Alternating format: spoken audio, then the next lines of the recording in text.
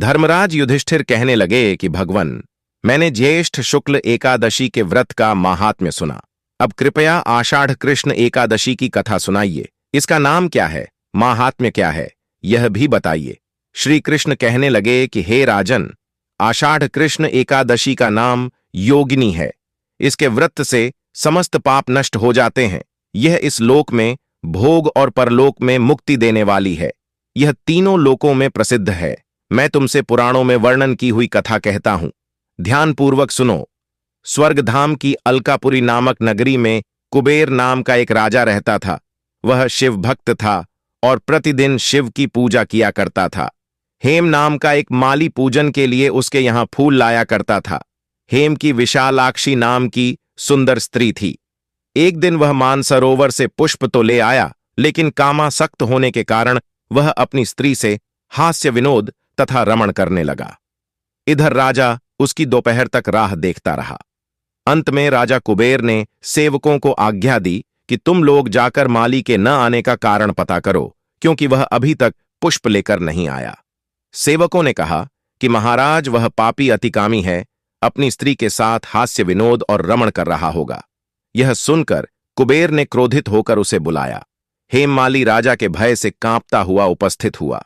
राजा कुबेर ने क्रोध में आकर कहा, अरे पापी, नीच, कामी, तूने मेरे परम पूजनीय ईश्वरों के ईश्वर श्री शिवजी महाराज का अनादर किया है। इसलिए मैं तुझे शाप देता हूं कि तू स्त्री का वियोग सहेगा और मृत्युलोक में जाकर कोढ़ी होगा। कुबेर के शाप से हेममाली का स्वर्ग से पतन हो गया और वह उसी क्षण पृथ्वी पर गिर गया। भूतल पर आते ही उसके शरीर में श्वेत कोढ़ हो गया। उसकी स्त्री भी उसी समय अंतर्ध्यान हो गई। मृत्युलोक में आकर माली ने महान दुख भोगे। भयानक जंगल में जाकर बिना अन्न और जल के भटकता रहा। रात्रि को निद्रा भी नहीं आती थी। घूमते घूमते एक दिन वह मार्कंडेय आशी के आश्रम में पहुंच गया, जो ब्रह्मा से भी अधिक वृद्ध थे और जिनका आश्रम ब्रह्मा की सभा के समान लगता था। हेममाली वहां जाकर उनके पैरों में पड़ गया। उसे देखकर मार्कंडेय आशी बोले, तुमने ऐसा कौन सा पाप किया है जिसके प्रभाव से यह हालत हो गई? हेममाली ने सारा वृत्तांत कह सुनाया।